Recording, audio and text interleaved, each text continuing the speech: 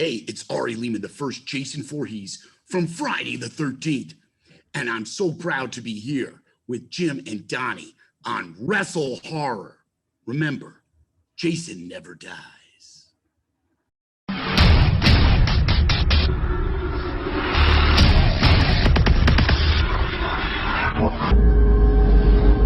Greetings, viewers and listeners. Meet up, Jim, the WrestleHorror podcast. With me, as always, my co-host, Donnie Hoover, and everybody. Donnie and I are happy to say we are celebrating our 100th episode of WrestleHorror. Yep, Whoa! the big 100. Wow. 100 episodes. That's fantastic. And who better to have on episode 100, a milestone, the very first Jason Voorhees, Ari Lehman. Ari, my friend, thank you for coming on to the show. Thank you so much, Jim and Donnie. It's an honor to be here on WrestleHorror because I love how all these worlds are just coming together, you know, after all the insanity we've been through. But now you see all these worlds just coming together: wrestling, horror, rock and roll, gaming. You know, it just goes on. And I'm happy to be a part of it. It is definitely a big melting pot, and we absolutely love it. Ari, I've got to say, my partner Donnie here, huge Jason fan. Yeah, if you haven't noticed. Yeah. Oh, that's fantastic. I see there you've got the great Kane Hodder, and a hockey mask, and of course right there, the Camp Crystal Lake sign. I hope you got Kane or somebody to autograph it. You know, I had the great fortune to visit the location of Camp Crystal Lake. Now that was last August. Nice. And it was fantastic. It's an amazing location. If you get the chance to do it, it's an amazing experience. You know, I don't know where you are all located, but it's in Hardwick, New Jersey, which is not far from Blairstown, New Jersey. And the camp experience is amazing. You get to stay in a cabin. You get to go out in the canoe. You get to go in the shower. You get to see all the different locations where all the different kills happen. You get to watch Friday the 13th on the beach. Nice. Where the battle between Mama and Alice Hardy went down, and you're watching, and they have a spotlight on the canoe. It's amazing. And the best thing about it is that all the proceeds go to helping 1,000 kids, guys. 1,000 kids get to go to summer camp because of that. So in other words, they're on and off different weeks. So right now they're not on, but they're going to be back on in August.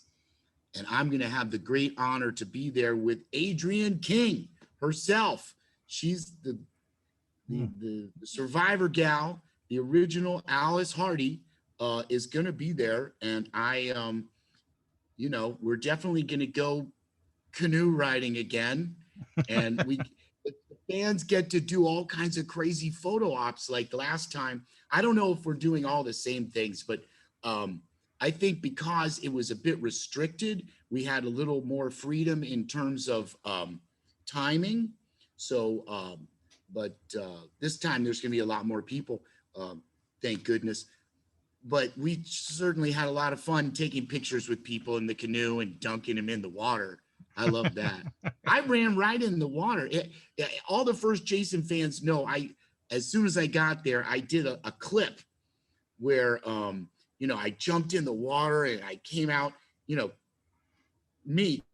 and then we slowed it down and we used that for a million things. So, but I have to admit, guys, the water was warm. It was wonderful. Of course, it was August. So, he's going to make me buy a damn ticket. Well, you gotta check it out, man. As a matter of fact, I think the one with me and Adrienne might be close to sold out if it's not sold out already. So, you know, but no matter what, they have just being there. Now, one of the things about it is it really puts you in that, it's hard to explain. It's more than just a mood. You get in that environment and you feel kind of like you're in the movie again, and you recognize how much that location is such a big part of the movie, almost a star of the movie. Right. I agree. And you already answered one of my questions about whether or not you jumped out of the water. Like, but, Oh yeah, I was there for quite a few days. I went swimming every day, and it was a amazing feeling, I have to admit. Just to go back there after 40 years, guys, and you know, I no, I'd never been back there at all. So and then just going back there and being able to just, wow, hey, you're back, just go back in the water. You gotta It's do like, it, huh? well, one of the more specific to the whole production process. Of course, you all know Tom Savini and Tasso Stavrakis, who did all the makeup for Jason, as well as all the amazing kills, the Kevin Bacon scene and Mama's head and all that. Oh yeah, so okay, so I'm a vegetarian, so I'm making my little, like, what do we have, these veggie corn dogs. So there was no, because they had other food, so I was making them in the pizza oven in the camp. Okay, and somebody walks by and they say, that's the pizza oven where they baked Mama's head.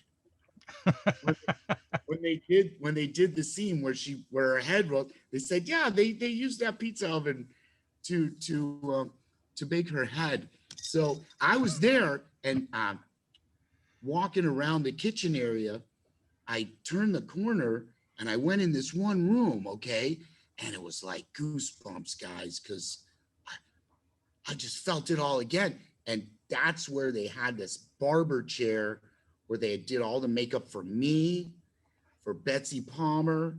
And I just remember all the shenanigans that went on in there. It was a lot of fun to be on the set and see all the fun that actors have, to be that age and watch all that. But it just all came back in that back room they're using for storage now. But it was very, very, I went, whoa, man.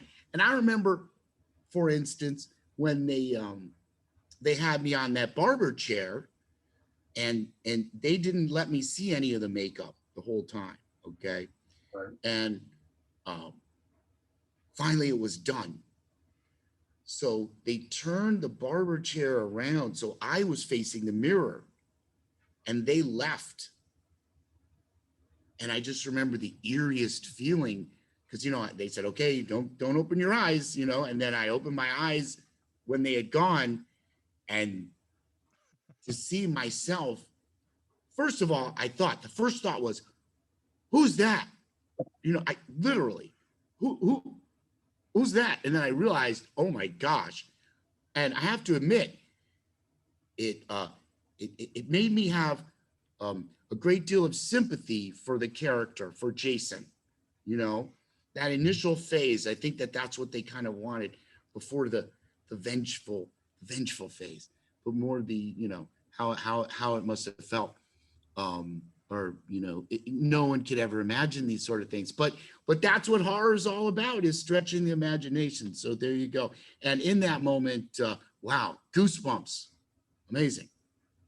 I can only imagine after being gone for so long, to Right.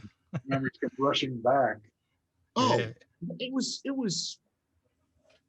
surprising. I honestly wasn't ready for all of that, but no, it was definitely a happy memory for me. I mean, I had a blast on the set. I was a kid at a summer camp.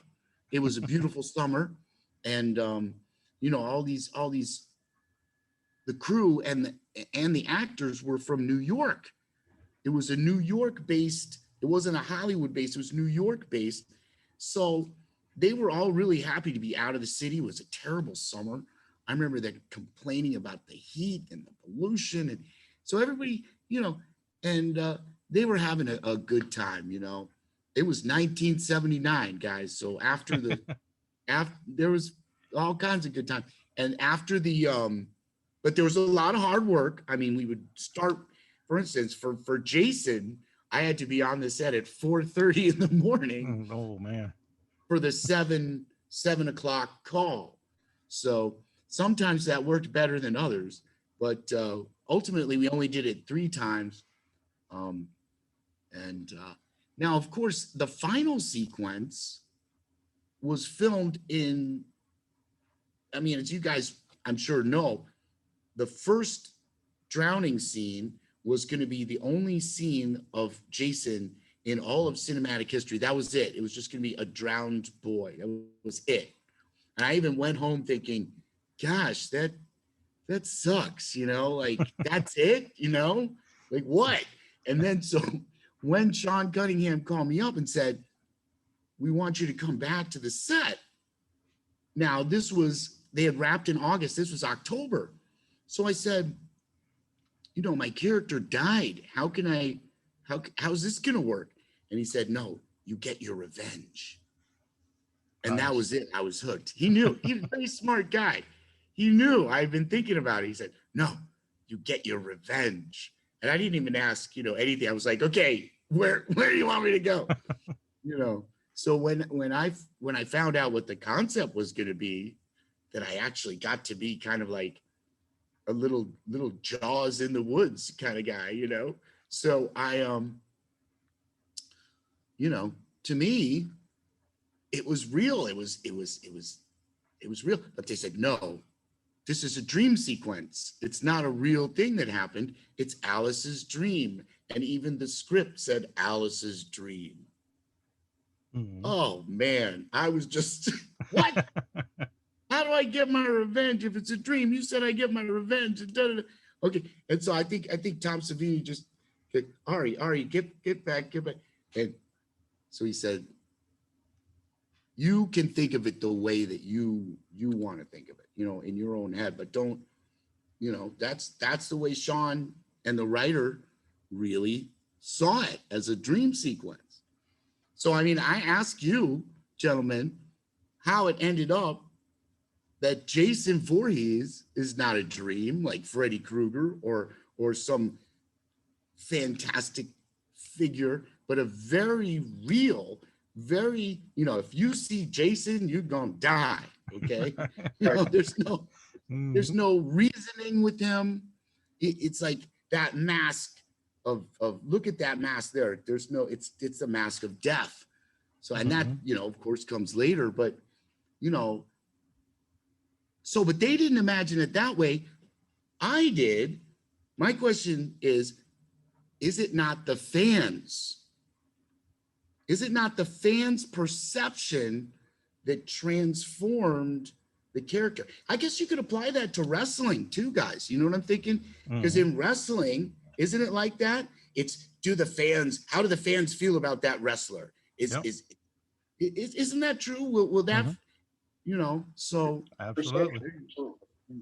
The fans, thank goodness for the amazing, dedicated, wonderful fans of Jason. I love them. Yeah, I want to go back if I can, because you said something that kind of caught my attention. I just want to see if I heard it right or wrong. On those, when you go to the camps and stuff, like you said you and Adrian are going, and you said you go out in the water, do you guys actually go out with fans and let them get in a canoe and reenact the scene, or is that what you said? We did last year. I don't know what their plans are specifically for this year. I heard that I don't know if that specific photo op is available due to the fact that last year we had about 12 people per group. And this year there's going to be about 72 people per group. Oh, wow. So that'd probably take a while. You probably had the dishwater hands after it was all done, wouldn't you? I did, but that was okay. And I'm certain that there will be photo ops by the lake itself. I don't know if we'll be in the lake though. Right. Yeah, because I got a photo op with Kane where he was choking me, the famous Kane Hodder choke pick. Of course. And then then you said that, and I was like, "Holy crap! Is he gonna take a picture, like a video, pulling you underwater or something?" I was like, "I'd have been signing up while we were talking." Oh no, they did that. They indeed did that, Donnie. Last year, they had they would have certain people purchased. They would get in the canoe yeah, I kind of came up behind them. Now, only one brave soul actually asked me to dunk them, and that was, well, no, I guess three. That was the my agents. Yeah. It was the day before, and I'd do they, that in a heartbeat. yeah, I'd be like, dunk me you and know, keep me under for a couple seconds. I, I'm pretty sure they posted it. So if you look at Camp Crystal Lake tours, there will be, because yeah, my agents had me do that. The people who set it all up with the celebrities, and they're really wonderful. And and I can't emphasize more how well they set that tour up so it's safe but also scary. And again, it's the Boy Scouts who are running it, and a certain family who are just the most wonderful people. And but I got to admit, it's quite rigorous. They have Mhm. me up. It's almost like being on the set again. I have to be up. I have to be up around 4 in the morning again. And yes, you know, there's no. We got to be very, very clean cut on the on the campus there. But we're uh, we're more than happy to do it, and I'm very eager to see Adrienne King again, who I haven't seen in many years. I live in Chicago, and she lives in Oregon. So, Mhm. but I'm sure that, but we're great friends. So, she loves to paint. Uh, I wonder if she'll get time to do some painting there by the lake. I don't know, but I intend to play some music because I took a song. Okay, we took this song, Rocky Top.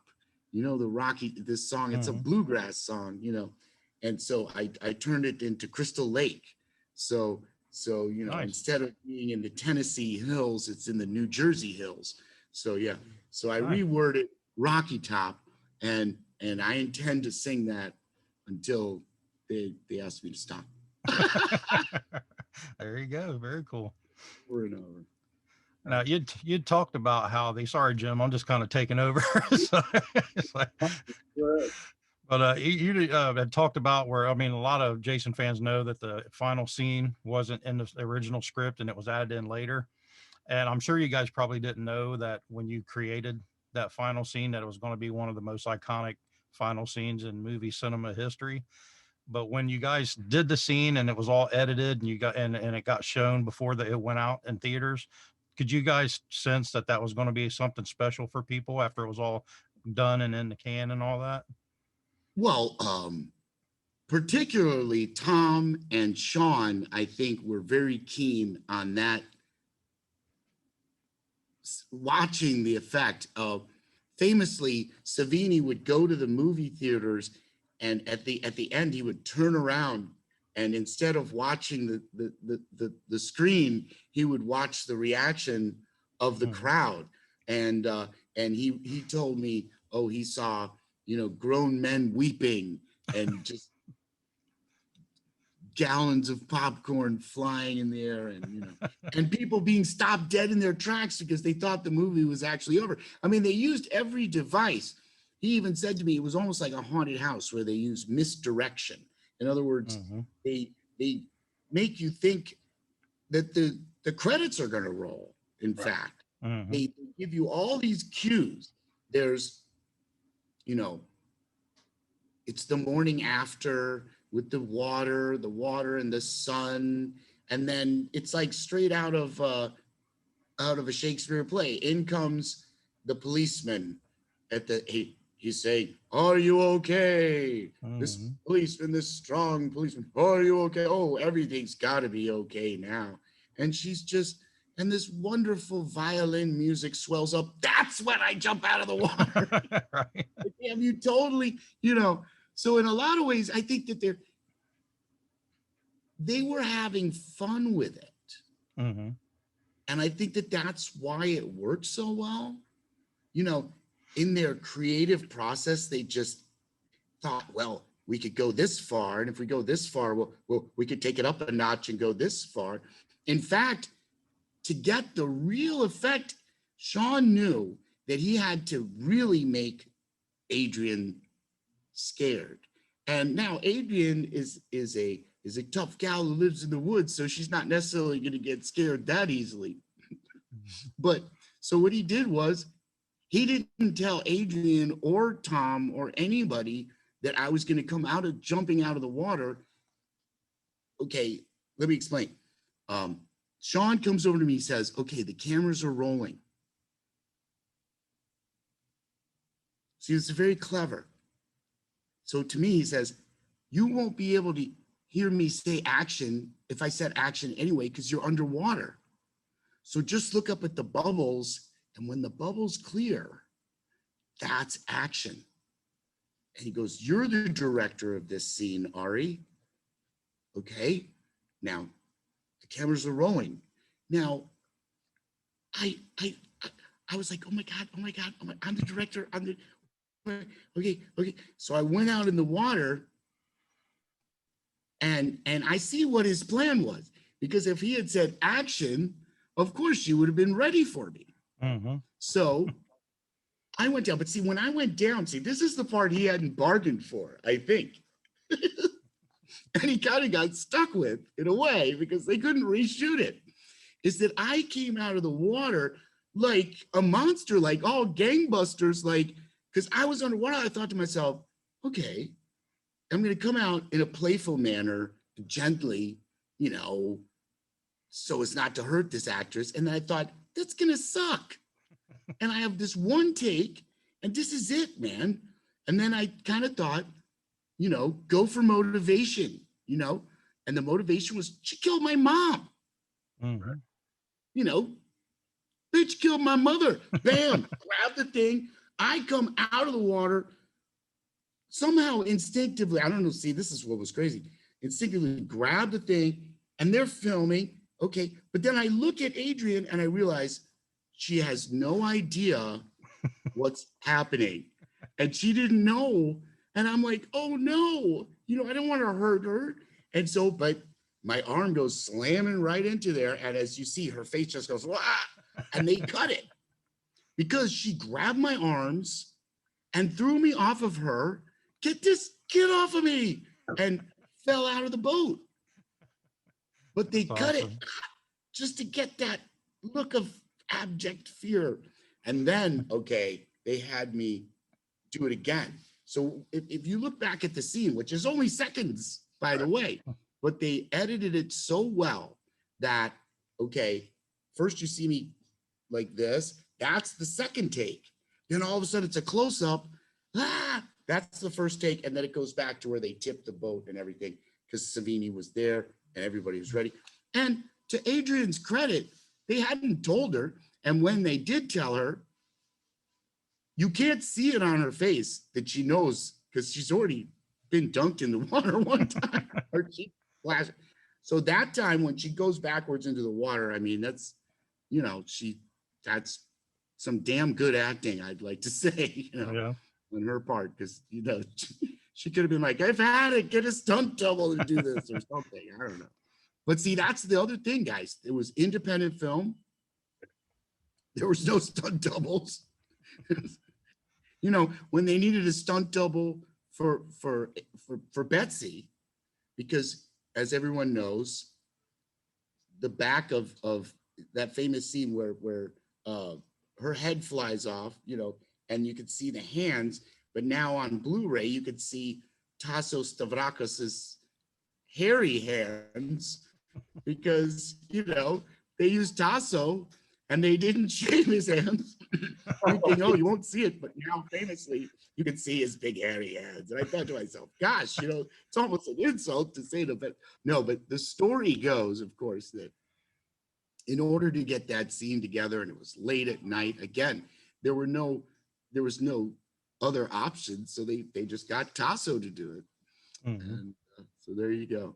But being on that set and watching them and their resourcefulness and their inventiveness and their teamwork and just their collaborative nature, I mean, that's something that has stayed with me for a lifetime, because I really had a great, perspective of the whole thing.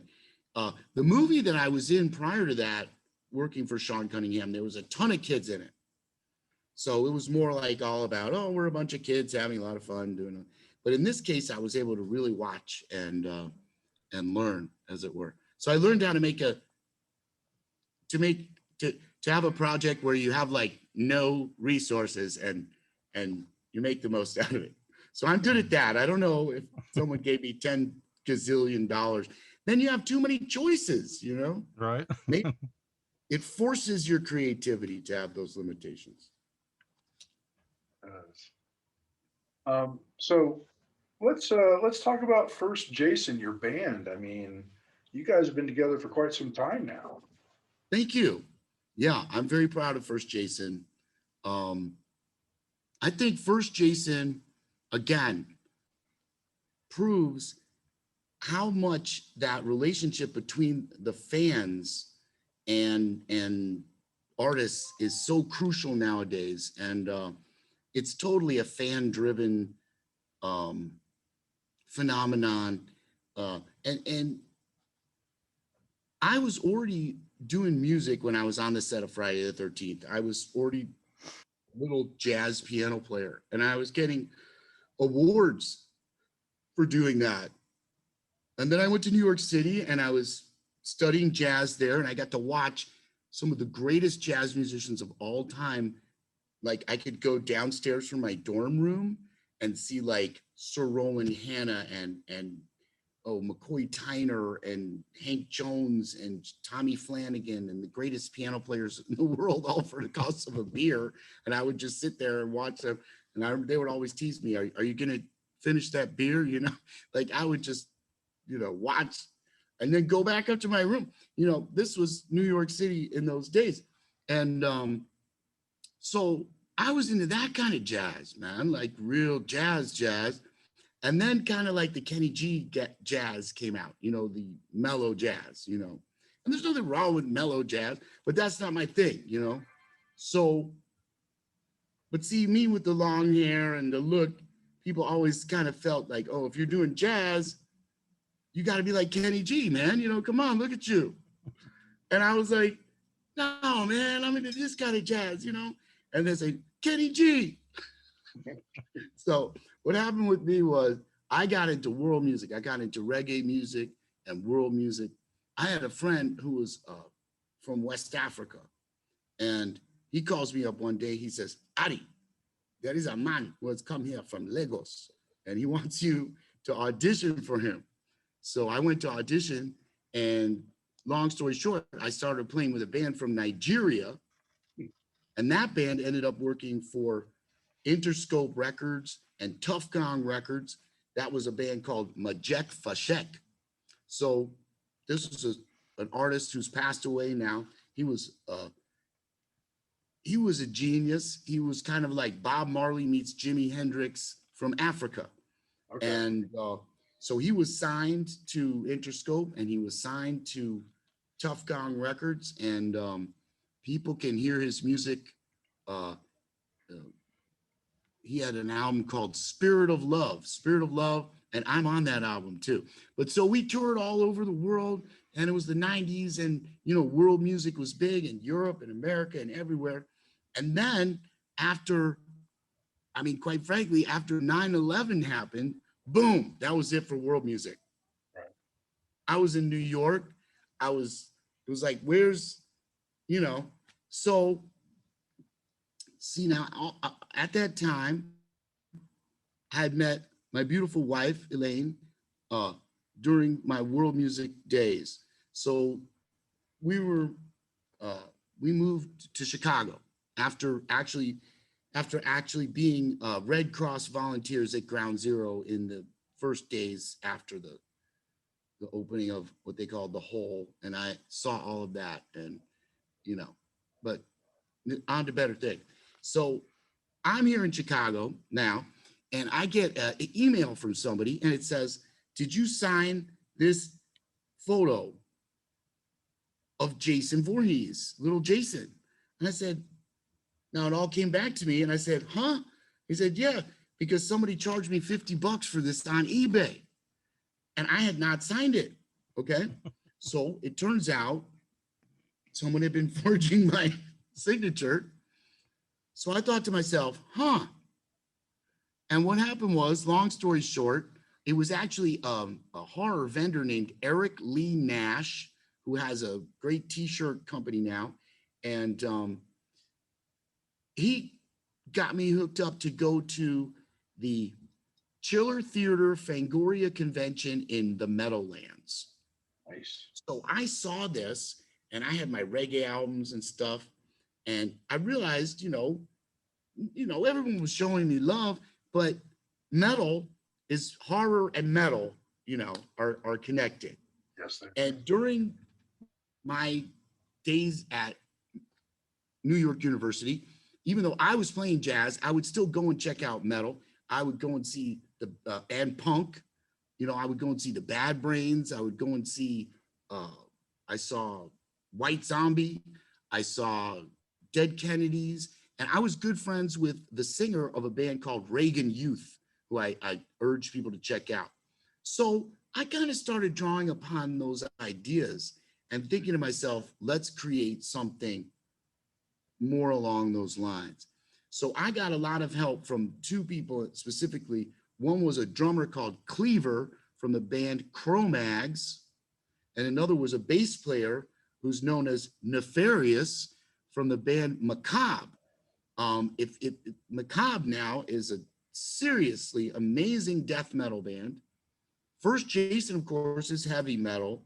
Macabre is death metal, pioneers of death metal.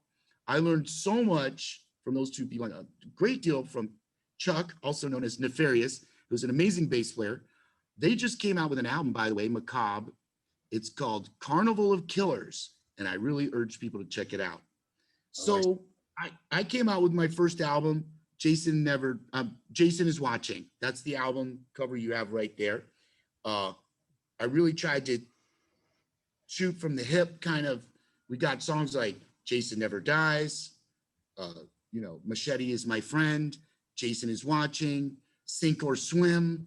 I was really just coming from that idea, and that got a lot of acceptance and love. So now, as time passed, what we really have done, and we have a great advantage that we never take for granted, is, of course, that I was little Jason. So that means we can come into a town and get all the horror rock bands or that kind of style of bands, and we might be in a big town, or we might be in some little town out in the middle of nowhere, as it were. And that's where we kind of have the mutual validation. You know what I'm saying, guys? In other words, there's those kids, they've got the tattoos, they're the metal kids of that town. They're the punk kids of that town. And so here comes little Jason, they want to do the pictures and do all this stuff. But it's really, if I'm validating them, they're validating what I'm doing too. So I learned a lot by listening, but I also am very grateful for how open-hearted and open-eared the metal and punk community have been. And I would say, okay, we skip up to Lord of the Lake. We made this album, Lord of the Lake. We got two great videos out there, Kill for Mother and Voorhees is the name. One Tier Productions here in Chicago helped us. Also in Chicago, Uptown Recording, where Nonpoint records. Now, you guys should definitely be checking out Nonpoint, because, these are just people I'm very grateful to be associated with. Nonpoint, where we record, they record. Now, they did an album recently. They just dropped a song. Everybody's got to check it out. It's called Ruthless. Check out Nonpoint Ruthless. You will thank me. You will listen to it over and over again. That's right down. Their video for Ruthless is amazing. And this is a group of people, Uptown Recording and Nonpoint. They've been so nice to me in encouraging me from that standpoint of those, those warriors coming back from victory, as it were. And to have their support and love and help, it's just been amazing. And so that kind of led to me recording two songs recently. One is called The Price of Peace, and the other is called The Scapegoat. And that's got us even more attention. I'm just happy to say. So in that time too, another band who you probably heard of called Ice Nine Kills. Yeah. Ice Nine Kills is a younger new metal band. Okay. I mean, Nonpoint's also new metal, but this is more coming out of, they're super theatrical. Every song is about a different horror franchise. You guys got to check out Ice Nine Kills, especially their Silver Stream album. Every song, and when I say every song, they have a song about Jason, they have a song about Michael, they have a song about Freddy, they have a song about It, they have a song about The Exorcist, they have a song about Jaws. And do they have a guy in a shark costume come out on stage? Yes, they do. And do they have a giant, hockey mask? Okay, Spencer Charnas, the lead singer of that band, comes out. He's wearing half Freddy, half Jason mask. Amazing. And I've never seen such, again, they are proof positive that what it's all about today is that relationship with the fans and realizing that the fans don't owe us anything.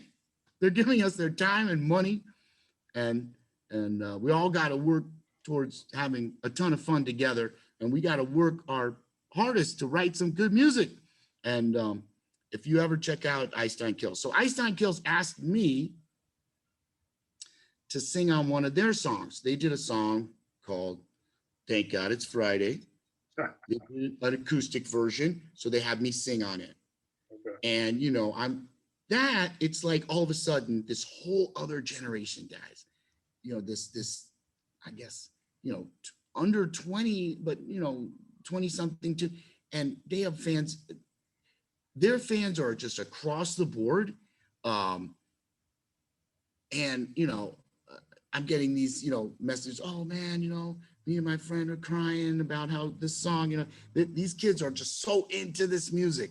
And so that was an honor. So then I asked Spencer, I said, okay, fine. I had Spencer come and he did some vocals for a remix. We did a remix of The Price of Peace. So I want everybody to check out Spotify, check out First Jason, firstjason.com, of course. But we're out there on Spotify, on Amazon, on iTunes, on all every platform.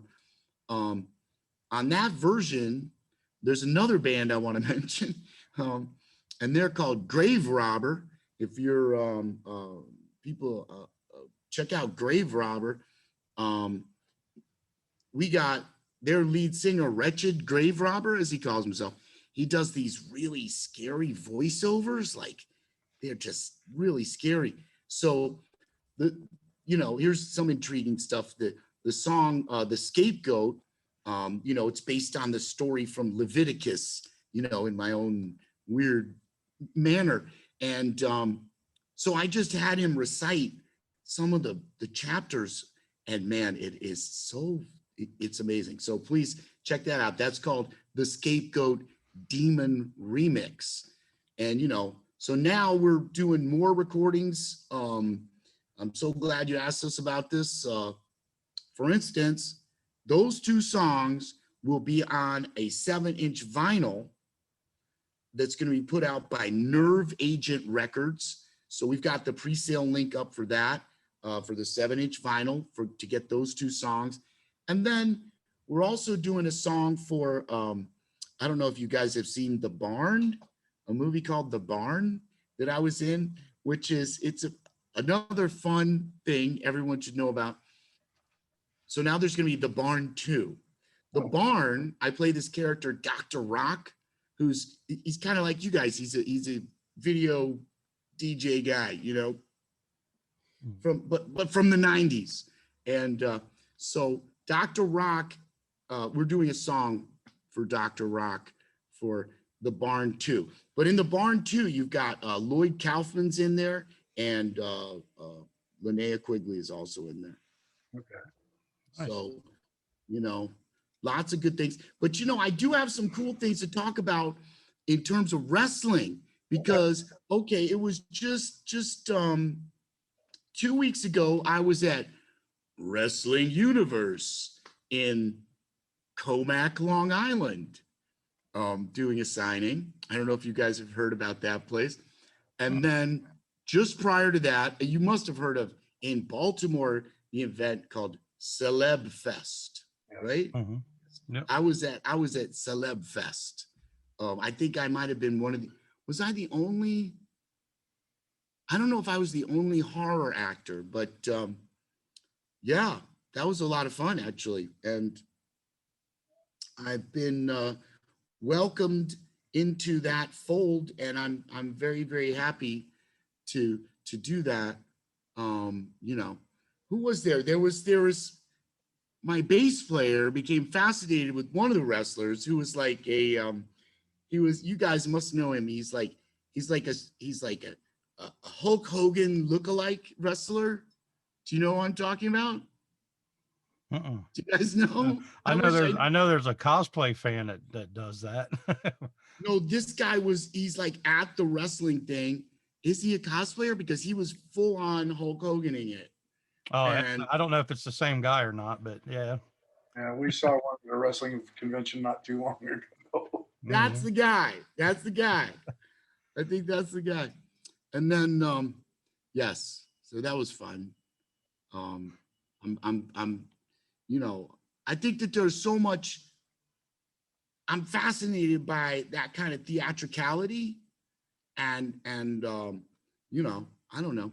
Then I was just in Home Depot yesterday, so I was wearing a football jersey, and somebody came up to me and thought that I was a pro wrestler. I can't remember the name they said. It was something like Doc, something like that. They were like, "You look like this pro wrestler who was like a, what do they call like the weight group who's not, you know, who's like, I'm like, Cruiserweight.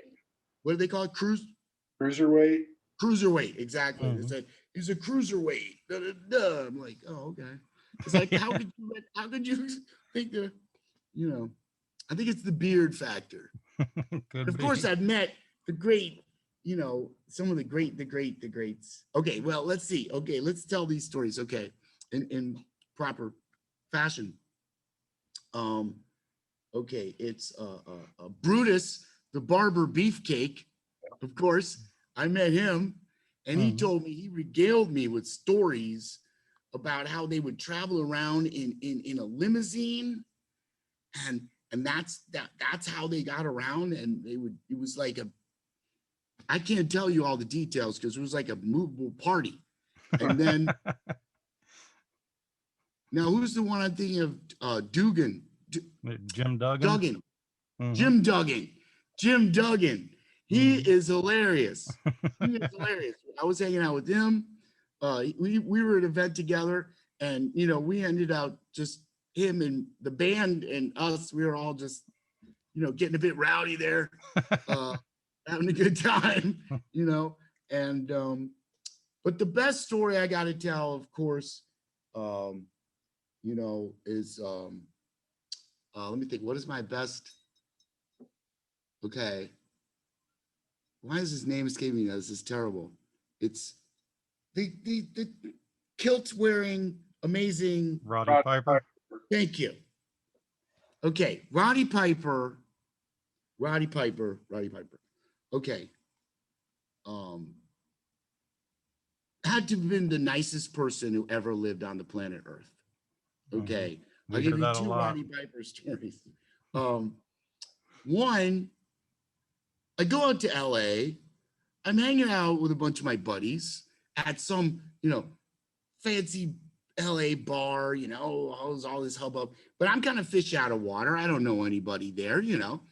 And then they're hitting on these girls.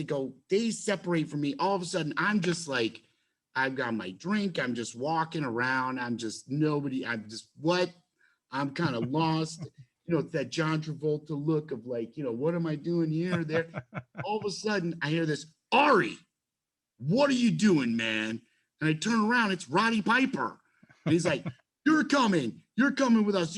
Come on, man, you're partying with us. And he's got this whole entourage. not at that bar, but at like the VIP bar, you know? And he's like, this is little Jason, blah, blah, blah. And so I'm like having the time of my life. Finally, my friends come up to me. Oh, they're whining about how these girls gave them fake phone numbers and stuff. I'm like, I'm partying with Roddy Piper. And then go try no, he again. was so nice. One time he was signing. Okay, he's signing, and he must have had 200 people in his line. But now the men's room was over by the end. You know, like you had to walk by his whole line to get to the men's room. So I'm thinking, you know, I'll just sneak by, and you know, they had a handler and like walking on. All of a sudden, again, the same thing. Ari, where do you think you're going? And he says to his whole crowd, ladies and gentlemen, it's the first Jason Voorhees, Ari Lehman. I'm like, I must have turned the color of that balloon right there. Oh my God. What a person. What a person. Yeah, he's amazing. He's amazing. That's a great story. It really is. And then DDP, this guy, also an inspiration. Diamond Dallas Page, correct? And that guy is I've met on several occasions, and just his energy and all the stuff that he's done with the I guess it's a kind of yoga that he does. DDP yoga. Yep. Something else, man. Watching how many people he's helped, and so you know, I'm very I guess fascinated with, and I love the camaraderie again in that community. And you know, we have that in music, but it's kind of different, you know, in the sense, and it's funny too, because wrestlers actually have to compete with each other directly, you know, whereas bands are kind of working together, kind of working against, you know, whatever it is, but we never have to actually go head to head. I mean, not like wrestlers anyway. So there you go. It's fascinating. I'd like to be involved more. And there is a segue there, because my friend's Non-Point, that song Ruthless is the title of something called TMA. What is that? Not MMA, but total TNA, total. TNA? Yeah, TNA, Impact Wrestling. Yeah, exactly. So their song Ruthless is like the song for that. So nice. I think it's time for us to do a wrestling song too, I guess. There you go. Well, I own a wrestling promotion, so you can come down and film it in our ring if you want. Yeah? Yeah. Oh, I'll take you up on that, bro. We'll definitely do that. Yep. We get Jason Voorhees in the ring. Oh, that'd be awesome. Who would Jason be up against? That's the whole thing. This future of Jason. Maybe he has to go into the future, bring back Jason X. There you go. Jason X in the ring together. We could get whoever you wanted. That would be cool, man. That would be cool. We've even talked about doing a Halloween event where we had horror icons facing off against one another. Yep. Let's do it. How come? Let's do it, man. 2022. Let's go. There you go. Start of a new era. Yeah. Well, that's a good idea. I'm sure that we could get away with it. To a degree, probably. Well, there's different ways of doing it. Yeah, do it for charity. Exactly. Do it for charity. There you go. Then you can use any character, and cosplayers are technically satire. Technically. Yeah, we actually have a couple cosplayers that come to our gym and stuff and do our fitness program. I bet, man. Those costumes are heavy. Yeah. I always see those guys are always like, it's so hot under here. Right. Are you having a good time? It's so hot. You just laugh at them like, tell me about it. I know. No, that's why I say I never wear. People are like, why do you not wear masks, or why don't you wear something on stage? The first you start rocking out, I mean, I'm one of those people like, I get overheated really quick. I don't know. I'm not, Mm. I'm hot blooded, I guess, but I can't. The second I put on a mask, no, 2 songs in, I tried that. Get it? Didn't work out too good, huh? No. I saw one band who shall remain nameless, and we were playing with them on Halloween. Um, and it was us and Green Jelly, who's an amazing band. They do the thing with the crazy big heads and they have everybody. So these guys, I think they were inspired by that. So they were wearing full furry costumes. Jeez. Yeah, no, like these big, like lion head, panther head, tiger head, and they look great. I mean, I admit, they came out on stage, they looked awesome. And I said to my drummer, I said, you wait, by the third song, this guy tore off the head. He threw his bass down. He left the stage. He was so angry. Oh man. That's funny. We look at Guar, but see, it's very deceptive with Guar. I've had the honor of playing with them, and they showed me their equipment is very light. It's deliberately made. They're masters of theater, so they know to make the props. With just like bamboo and styrofoam, and although they look like really solid metal, but they're made very light. And then they even have little fans. Yes, they have little fans in their Nice. in their helmets. That's smart. Oh, very cool. So, Cool indeed. Ari, this is gonna be kind of weird because you technically are a slasher, Yeah, I'm gonna feel like such a dumbass asking this. but Donnie's got a question we ask of all of our guests. All right. Yeah, Sure. it's a funny question for you. Like I said, I'm gonna feel like a Okay. dumbass asking you this, but No. we ask everybody, and it's kind of there's no right or wrong answer. We just like to see people's creativity. And the question is, Yeah. you are the main serial killer in your own horror film. What is your go-to kill? Oh, my go-to kill. Oh my gosh. Whew. I think, you got to get up close, you got to get in there, show how much it means to you. You don't want this long distance, like shoot them with a crossbow thing. And then, the sleeping bag, they don't even know what's going on. They don't see your face. Right. No, I'm definitely more of the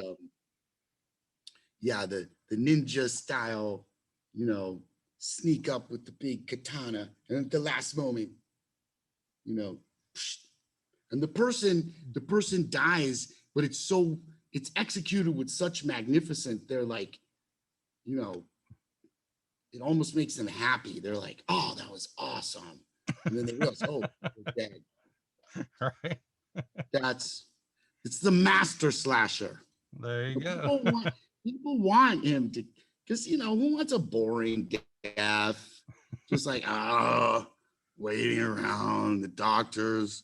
But screw that, man. Come in and whack, magnificence. That's the way I see it. I couldn't agree more. So there's a strange answer here, strange. There you go. That's what we look for. There's others though. One that's really good is that Jason has used is the good old, what is it? It's that piano wire, the razor thin wire. I always like that. But when they do that in the movies, it looks so easy. But I'm sure that it's not going to be, it's going to get tangled and, messy. Yeah. I said, go with that, sure, either a huge two-handed medieval sword, maybe a machete. Machetes are good, And you've signed a machete or two. or 20,000. Yeah. Yeah. Well, I never used the machete, although I do love to kind of do stage fighting and stuff.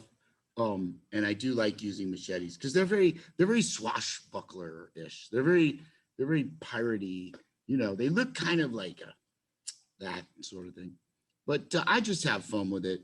A great story, of course, is about Richard Brooker, who played the first Jason to ever wear the hockey mask, Yes. who was a dear friend of mine and was one of the greatest friends to all of his friends. He really immensely cared about people and wasn't afraid to show that. And but he would see if I was signing a machete, he would come and he would whisper in my ear, "You never used the machete, Ari." Because of course he was British. "Ari, are you signing a machete? Are you signing a mask, Ari?" So sometimes I hear his voice and I can still hear him sometimes. Ari. So it's an inside joke. But I know, what it means. Those who have wielded it on screen, and I honor them. I always say in my defense, I was the first. So, there's actually no other first. So you couldn't actually go before me. That would be really awkward. Like, I don't know, They can't take that 0.5, over. they'll just be messy. So I've gotten permission for most of them. Besides which, I saw Ken Kersinger and Kane Hodder's autograph on one of those sets where it's me and mom. Okay. So No, if they can sign that, it's all one big happy family. yes, I'd like to think so. I think it really is. I'm sure that you've met a lot of the Jasons and they're really, really wonderful people. Also, of course, Kane, Ted White, what an amazing person. Ted White, okay, he's like well into his 80s. And I imagine that right now he's like hunting mountain lion in Colorado or something. Like as we speak, he's grappling like a sea bass. And, his wife is like holding his chair down, Yeah. He's like that, man. You've met the guy. He's like that.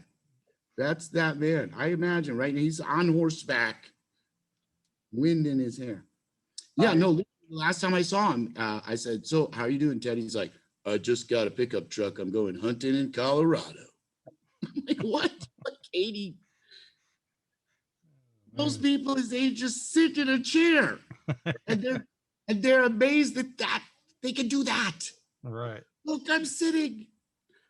No, he's an amazing person. He lifted me up once. I was signing in Niagara Falls, and somebody picked me up and put me down.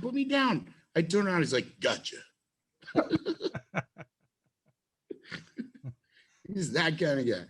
But he was John Wayne's stunt double for 17 years. Not just John Wayne, but the horses, the weapons. He was the stunt coordinator for most of the top billed World War II movies, including those films with Frank Sinatra and other greats. So yeah, it's an impressive group of gentlemen that I'm always honored to be a part of. Ari, I got to tell you, you mentioned Richard Brooker, and I had the honor of meeting him. And I believe I was probably one of the last people to interview him before he passed. Oh, dude. See, that's so rare. I often bring up Richard and people say, "I never got to meet him." No, so you met Richard. You remember?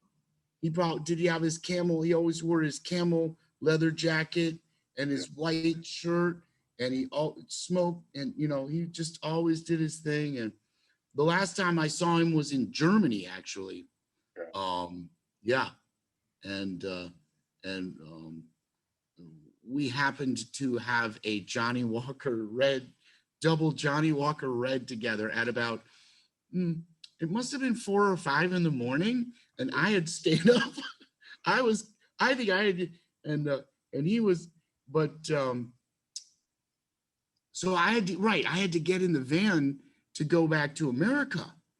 And I remember, and I thought, wow, that's a strong buzz I got on there, because I normally didn't drink Johnny Walker Red. That was his thing. So And then I just got this weird feeling like I'm never going to see Richard again. I just had this feeling. I'm watching the German countryside go by and I was like, whoa, this is some kind of gift moment. And I was like, and then 2 weeks later, I was in LA and what it was I was there with the band. We were going to leave town, but they wanted to go see is it the Freddy Krueger? Yeah, the Freddy Krueger house that's in LA. Yeah, it's the Freddy Krueger house. Okay. Yeah, not Michael Myers. Yes, the Freddy Krueger house. So we were going over there, and as many fans know, Richard happened to die on Kane's birthday. Right. So we were all looking at, oh, it's Kane's birthday. And then Ryan, the drummer at the time, looked at me and his face just dropped because Richard, when we were in Germany, Richard had been very, giving Ryan a lot of guidance and discussing, his future and, because he's a musician and different things, taking a role in his life. And he just looks at me. I said, what? And he said, Richard died. And we were like, what? And I just started bawling, I'm like, what? And they're like, can we still go see the house? I'm like, yeah, let's go, guys. It's fine. I remember walking down the street just crying to like get out of their way. I mean, it's not like we did know that there was something, but he's always been, super missed. But let's talk about the positive things. Richard Brooker, this is some things most people don't know, directed 10 episodes of Bill Nye the Science Guy. I did not know. Okay. He probably didn't tell you this in his interview because he wouldn't brag. He probably just talked about, he would never brag. He was a champion polo player, horse polo, okay, who could defeat other players. Now, in polo, if you're super rich, you can have like 3 horses. So that way, but no, Richard would bet and beat those guys. Okay. He was a cool cat, man. He also developed some kind of some sort of technology that kind of predated cloud technology, in the sense of if you were doing a news program based in New Zealand and you needed to see what you were shooting that day in New York, that you could do that. So he was using systems and he got an Academy Award for that, you guys. Oh. Another thing, and besides, he was an acrobat and tightrope walker, and he's one of the people who, that act in his younger days, the act where they have a cage that's like a big sphere, and the guys in the motorcycles in the circus, yeah, he used to do that too. So, nice. I got to catch up with these guys. I'm pretty sedentary compared to them, playing the guitar, running around the stage. I'm nothing like them. You're going to take horseback riding lessons now, ain't you? Yeah, that'll be comical. So that'll be worth the comedy. So Ari, why don't you let everybody know how they can find out more about you, more about First Jason? Thank you. And the campground. Well, I'll be wrestling soon. I'll be coming down to do some wrestling. Well, for the Camp Crystal Lake tours, Crystal Lake tours, check that out, everybody. That's an amazing thing. It's a charity. It's ongoing. It's something everybody should check out, especially if you're a Friday the 13th fan. First Jason, we got that new 7-inch vinyl coming out. And also, you can participate and be in the Barbarian Horde of our new music video production, which is shooting near Scranton, Pennsylvania on August 29th. That's for our song, The Price of Peace. So check us out, firstjason.com, First Jason Official on Facebook. and make sure you mention WrestleHorror. Now, check out our calendar too. If you come to the merch table and you mention this program, WrestleHorror, then I will have our bass player wrestle with you. No, I will have, no, I will, you'll get a free gift for mentioning, I'll autograph something and give it to you for mention, no, a free gift for WrestleHorror. Thank you so much. We appreciate I it. appreciate Thank you you. guys. So with that being said, I mean, we couldn't ask for more from such great support from a great guy. It's good to talk to you again. Thank It's you. been too long. It's been too long. It's been like I 5 agree. years. I agree, Jim. Well, you know, it's been a crazy time, It but I has. think things are getting back in, you know, and I will take you up on this offer. We got to come and do something with the band in that. Yeah. in So that wrestling. we're in Columbus, Ohio, so we're not too far away. Wait a minute. We're going to be in Columbus, Ohio, October 23rd. I'm going to be at a place called Sports Fest. Okay. Have you heard of that? I'm gonna look it up though. See, there you go. We are in Columbus and we might be performing that night too. I wish I had, there's a place called Studio 35. We may be playing there that night.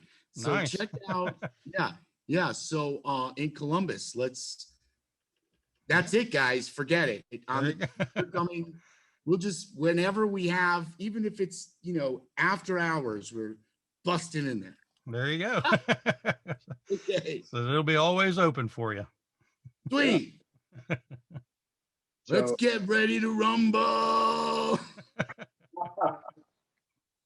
I'm Meat Hook Jim for Donnie Hoover and our special guest, first Jason, Ari Lehman. Ari, thank you so much for being on the show. Thank It's you. been an awesome 100th episode, and we hope to have 100 more thanks to you. Yep, absolutely. Jason never dies.